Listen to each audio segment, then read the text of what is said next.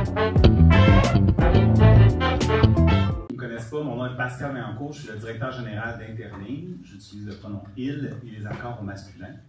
Et ça me fait vraiment plaisir aujourd'hui de vous accueillir pour notre événement afin de vous présenter les résultats de sondage et un panel cet après-midi. Avant d'aller plus loin, je voudrais prendre un petit moment pour souligner la présence de personnalités en fait, qui sont avec nous, personnalités politiques, en commençant d'ailleurs avec Manon Massé, que j'ai vu. Bonjour Manon, merci d'être ici aujourd'hui.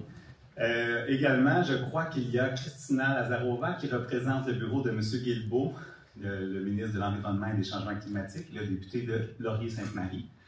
Et un petit peu plus tard, va se joindre à nous également Jennifer Macaron, députée de Westmount-Saint-Louis, et Pierre Trudel, qui est le directeur de bureau de Karine Boisvin-Roy, la députée d'Anjou-Louisville.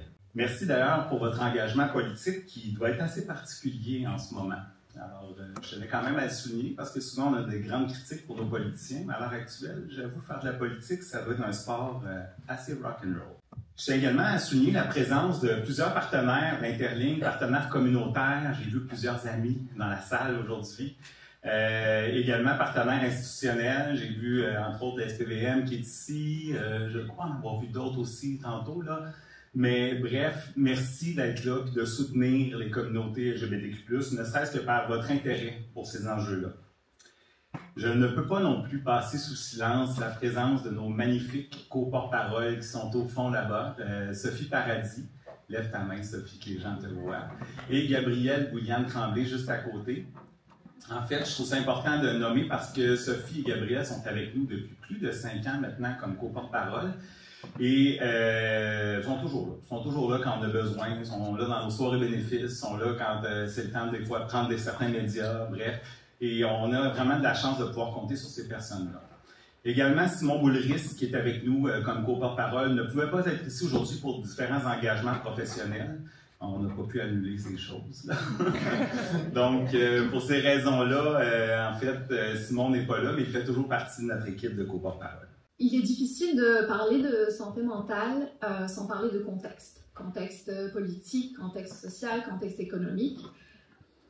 Les résultats que vous allez voir proviennent du sondage que l'on a réalisé en août 2024.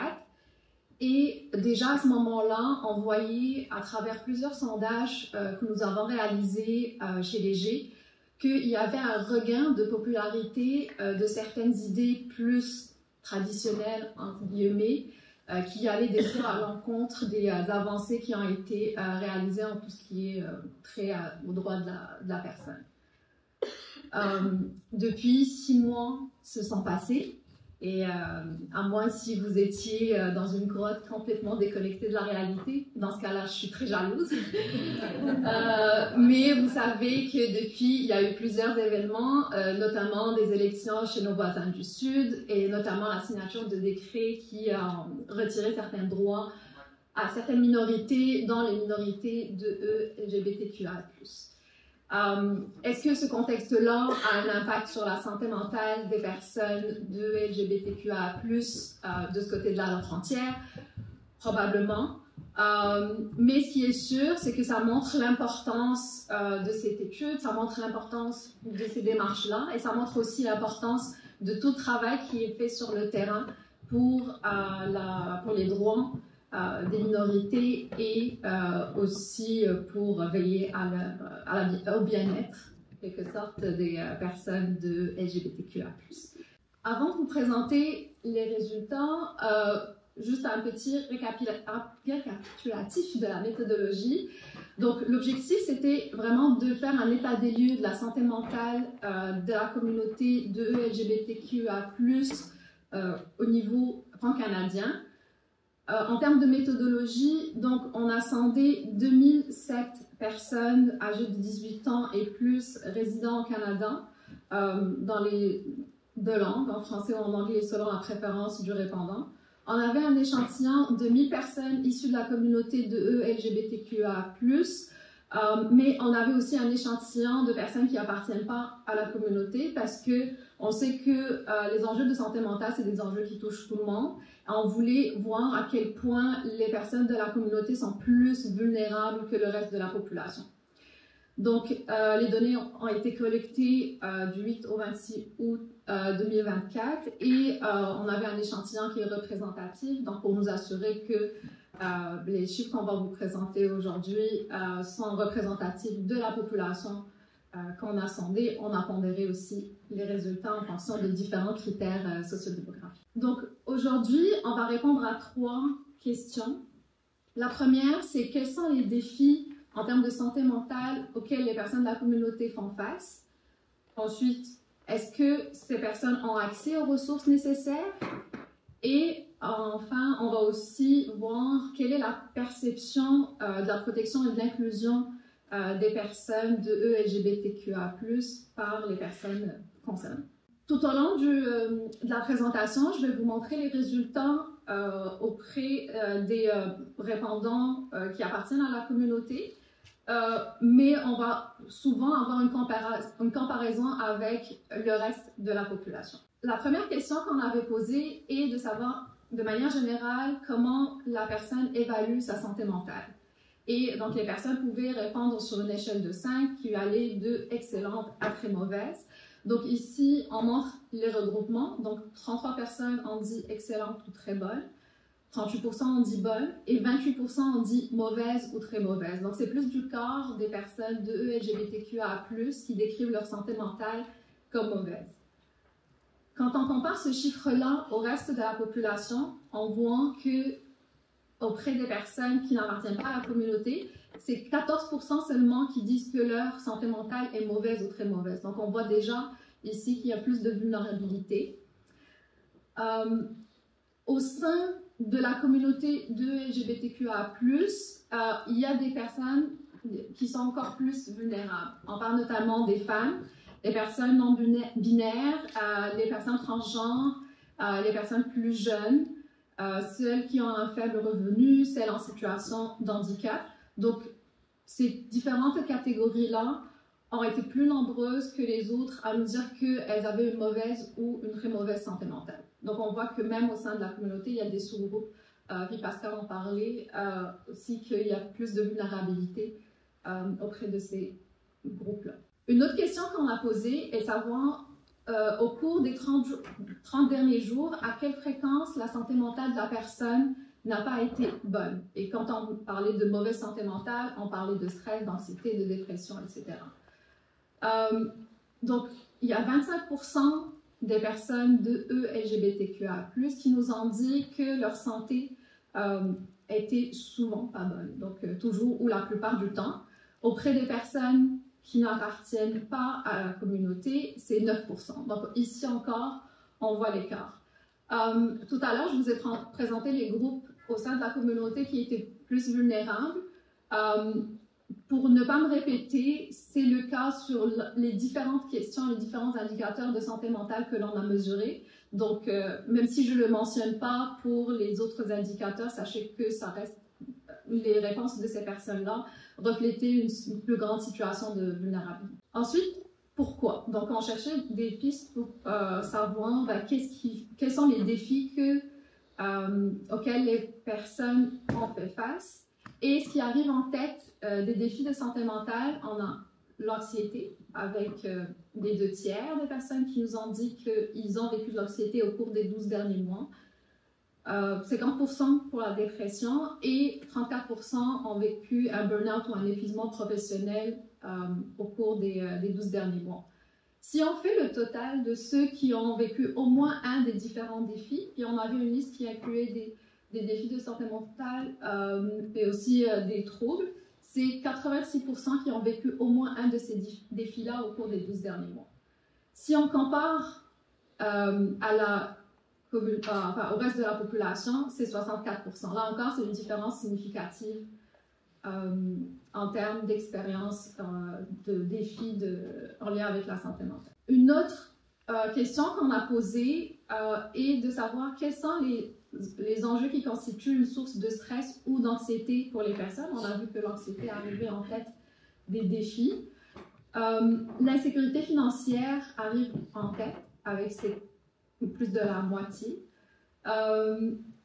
Relation avec la famille ou les amis, c'est 42% de nos répondants. Et climat social et politique, on en parlait au début, 38%, donc plus du tiers qui nous ont dit que c'était une source de stress ou d'anxiété. Au total, c'est 89% des personnes de LGBTQIA+, qui nous ont dit qu'ils vivent au moins une de ces sources de stress ou d'anxiété. Et encore une fois, auprès du reste de la population, c'est 77%, donc c'est un chiffre plus élevé auprès de la communauté, et ça de manière statistiquement significative.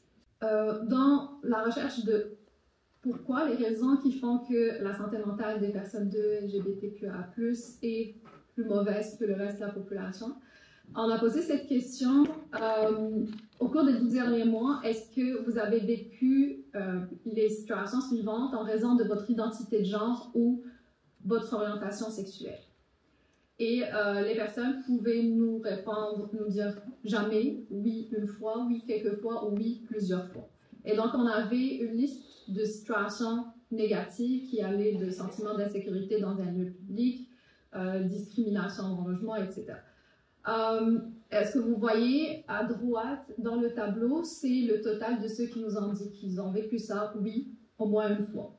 Donc, c'est-à-dire les situations de discrimination ou d'insécurité qui sont les plus vécues, le sentiment d'insécurité dans un lieu public, avec presque la moitié qui nous ont dit qu'ils ont vécu cette situation en raison de leur identité de genre ou de leur orientation sexuelle. 37% nous ont dit des insultes verbales et le tiers nous ont dit rejet par la famille ou les amis. Au total, c'est 63%, donc un peu moins des deux tiers qui ont vécu au moins une situation de discrimination ou d'insécurité au cours des 12 derniers mois. On a vu que différentes situations négatives étaient vécues par un grand nombre de personnes de LGBTQIA+. Donc, on a posé la question à quel point ces situations que vous avez vécues exercent une influence négative sur votre santé mentale. Et les personnes pouvaient répondre sur une échelle qui allait de beaucoup à pas du tout. Il y a les deux tiers qui nous ont dit que ça avait ça avait une certaine influence sur leur santé mentale. Donc, on voit que l'ensemble des situations, ça explique aussi en partie pourquoi on voit que la santé mentale des personnes de LGBTQIA+ est plus négative. Donc, maintenant qu'on a vu les défis et l'état de santé mentale des personnes de LGBTQIA+, la question qu'on s'est posée, c'est est-ce que ces personnes ont accès aux ressources nécessaires? Donc, une première question qu'on avait posée par rapport à cette thématique-là, c'est est-ce que vous avez eu recours à des ressources pour le ou les défis de santé mentale que vous avez rencontrés? Et cette question-là, on l'a posée aux personnes qui nous ont dit qu'elles ont rencontré des défis. Les ressources les plus sollicitées, c'est le soutien de proches, ensuite le recours à un médecin de famille. On voit qu'il y a d'autres ressources qui sont moins utilisées. Donc, par exemple, intervenants psychosociaux, c'est près du corps, qui ont eu recours à cette ressource-là. Ensuite, thérapeutes spécialisés, par exemple un psychiatre, etc. Et les autres ressources sont moins utilisées. Il y a 23% qui nous ont dit qu'ils n'ont eu recours à aucune des ressources. Ce qu'on voit, et ça c'est un fait qui est intéressant, c'est qu'auprès des personnes qui n'appartiennent pas à la communauté, le recours aux ressources, il est moindre. Mais ce qu'on voyait plus tôt, c'est qu'en termes de défis de santé mentale, les personnes de LGBTQ+, ont non seulement vivent plus de défis en termes de santé mentale, mais aussi elles ont été plus nombreuses à cocher plusieurs défis par rapport au reste de la population. Donc il y a aussi une intensité en termes d'enjeux qui est plus grande chez les personnes de LGBTQIA+, ce qui explique pourquoi ici on voit que auprès des personnes de LGBTQIA+, les personnes ont été plus nombreuses à avoir recours à une ressource. On a demandé aux personnes qui n'ont eu recours à aucune ressource, pourquoi? C'est quoi les raisons qui ont fait qu'elles n'ont pas sont pas allées chercher de l'aide. Et ce qui arrive en tête des obstacles, c'est le coût élevé des traitements ou des thérapies. Et en deuxième point, c'est intéressant de voir, c'est le fait de ne pas savoir à qui s'adresser. Donc, de ne pas avoir connaissance de quelles ressources que je peux aller chercher.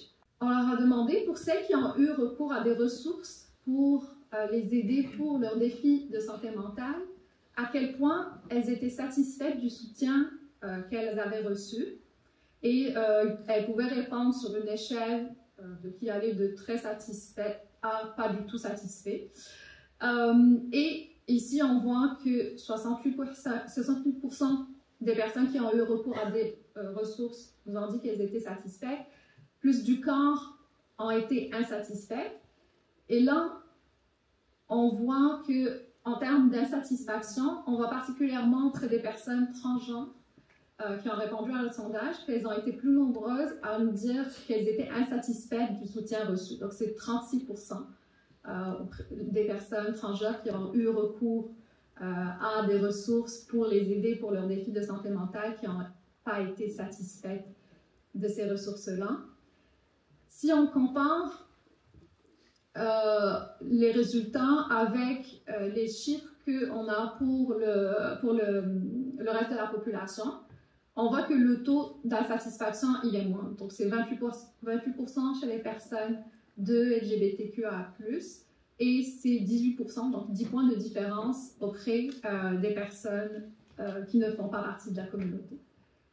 Pourquoi il y a cette insatisfaction? On a posé une question ouverte pour savoir quelles sont les raisons pour lesquelles les personnes ont été insatisfaites des ressources auxquelles elles ont eu recours. Et les principales raisons qui sont revenues, c'est l'inadaptation des ressources en premier lieu, donc le fait que ce soit difficile de trouver un conseiller ou un thérapeute qui correspond aux besoins spécifiques. Les délais trop longs, donc l'attente excessive pour avoir un rendez-vous, ça c'était aussi une des raisons principales qui arrivaient en second. Et le coût élevé des thérapies avec peu de services qui sont gratuits, qui sont offerts à la population. On voulait aussi savoir quelle est la perception de la protection et de l'inclusion des personnes de LGBTQIA+, dans la population de manière générale et auprès des personnes de la communauté en particulier. On a posé une question avec une liste d'énoncés où les personnes pouvaient nous dire si elles étaient en accord ou en désaccord, avec chacun des énoncés suivants. Ici, ce qu'on présente, c'est le pourcentage de personnes qui nous ont dit qu'elles étaient plutôt ou tout à fait en accord. Et les énoncés sont classés selon par ordre décroissant. Donc, l'élément sur lequel nos répondants de LGBTQIA+, étaient le plus en accord, c'est le fait d'être préoccupés par la possibilité d'un recul des droits des personnes de LGBTQIA+, dans les années à venir. Donc, c'est 70% qui nous ont dit qu'ils étaient plutôt ou tout à fait en accord avec cet énoncé. Il y a 64% qui nous ont dit qu'elles se sentaient incluses, acceptées par la société dans laquelle elles vivent. Et ce qui est intéressant ici, c'est que je vais vous montrer les résultats auprès de la population non de LGBTQIA+. Et là, on voit les différences qui sont importantes. Si on regarde dans les premiers éléments, la préoccupation par rapport à la possibilité d'un recul des droits de la personne, on voit que c'est des personnes de LGBTQIA+. On voit que chez les personnes qui ne font pas partie de la communauté, c'est uniquement 27% qui sont préoccupés par ce recul-là. On voit souvent dans nos sondages qu'il y a une différence de perception quand on est ou non concerné par la question. Par exemple, lorsqu'on pose des questions qui sont liées, par exemple, à des éléments tels que les stéréotypes de genre ou les droits des femmes, etc., souvent on observe aussi une différence de perception entre les femmes et les hommes, selon si les femmes généralement voient plus ou perçoivent plus l'existence de ces stéréotypes, alors que les hommes pensent souvent qu'il n'y a pas de grands enjeux, etc.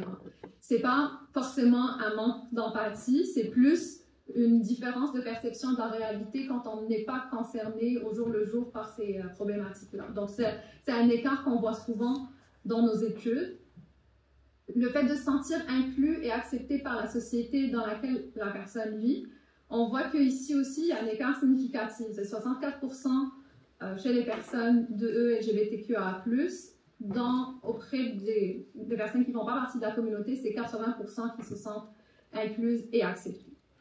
Et là où on voit aussi un écart significatif, c'est le sentiment d'être protégé par les lois et les autorités, par exemple la police, les institutions. C'est 53%, donc un peu plus de la moitié des personnes de LGBTQIA+, qui nous ont dit qu'elles se sentaient protégées, par rapport à 68% auprès des personnes qui ne font pas partie de la communauté. Donc ici aussi, on voit qu'il y a un écart significatif. Ensuite, j'attire votre attention sur les deux énoncés qu'on a à la fin de ce graphique. Le gouvernement du Canada en fait suffisamment pour les droits des personnes LGBTQIA+. C'est moins de la moitié des personnes de la communauté qui nous disent qu'elles sont d'accord avec cet énoncé. C'est un peu plus haut auprès des personnes qui ne font pas partie de la communauté. Concernant le gouvernement provincial, on voit c'est 39%, donc c'est encore plus faible des personnes qui nous ont dit qu'elles pensaient que le gouvernement provincial en faisait suffisamment pour les droits des personnes de LGBTQIA+. Auprès de la population qui ne fait pas partie de la communauté, c'est un peu plus élevé, 53%. Et là, j'imagine vous posez la question, c'est quoi les différences qu'il y a par province? Où se situe le Québec par rapport à ces chiffres-là? On voit une différence par province. Au Québec, c'est 48% des personnes de LGBTQ. Il y a plus qui pensent que le gouvernement en fait suffisamment, donc c'est plus élevé que la moyenne, mais ça reste moins que la moitié. En Colombie-Britannique, le chiffre est de 49%, donc c'est aussi plus élevé. La province pour laquelle ce chiffre-là est le plus faible, c'est en Alberta, avec seulement 25% des personnes qui font partie de la communauté qui pensent que le gouvernement provincial en fait suffisamment pour les droits de la personne. On a vu plutôt le chiffre des personnes qui étaient préoccupées par le recul des droits des personnes de LGBTQ+, donc le 70% qu'on voit là. En Alberta, c'est 81% des personnes qui sont préoccupées. Donc on voit que l'image n'est pas la même d'une province. Donc on voit qu'il y a un grand niveau de préoccupation. Quand on leur a demandé comment ils voient l'évolution de la situation dans les dernières années par rapport à la situation des personnes de LGBTQIA+, il y a un peu plus de la moitié qui nous ont dit qu'elle s'est améliorée, un quart qui nous ont dit qu'elle est restée stable et 18% qui nous ont dit qu'elle s'est dégradée. Quand on leur demande leur sentiment quant à l'avenir par rapport à l'évolution de la situation des personnes de la communauté, il y a quand même un certain... l'image, elle est un peu mitigée. Il y a quand même un certain optimisme, donc 40% sont optimistes. Il y a plus du quart qui ne sont ni pessimistes ni optimistes, et il y a 26% qui nous ont dit qu'ils étaient pessimistes. Donc, il y a un grand niveau de préoccupation, on l'a vu, mais il y a quand même un certain optimisme qui reste là. Donc, on est préoccupé, mais on espère le meilleur.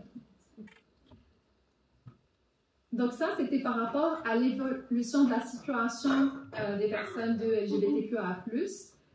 Ici, on voit, on leur posait la même question, mais par rapport à l'attitude et les perceptions de la population à l'égard de la communauté de LGBTQIA+.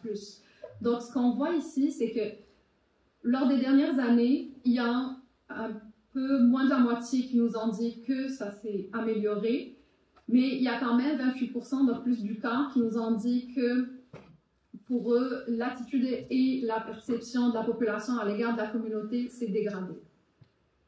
Et en termes de sentiments quant à l'avenir, on voit un peu comme ce qu'on voyait tout à l'heure, donc c'est partagé. Il y a quand même une certaine dose d'optimisme par rapport à l'avenir, mais avec plus du quart quand même qui sont pessimistes par rapport à comment les choses pourraient évoluer. Là, on a vu un peu l'état des lieux, on a vu quel point les personnes de LGBTQIA+, sont confrontées à des enjeux qui sont importants en matière de santé mentale. On a vu aussi qu'elles éprouvent plus de difficultés que le reste de la population et on a vu qu'à l'intérieur de la communauté, il y a des sous-populations qui sont particulièrement plus vulnérables. Donc, les femmes, les personnes non binaires, les personnes plus jeunes, les personnes avec un faible revenu, celles qui sont en situation de handicap et aussi les personnes transgenres.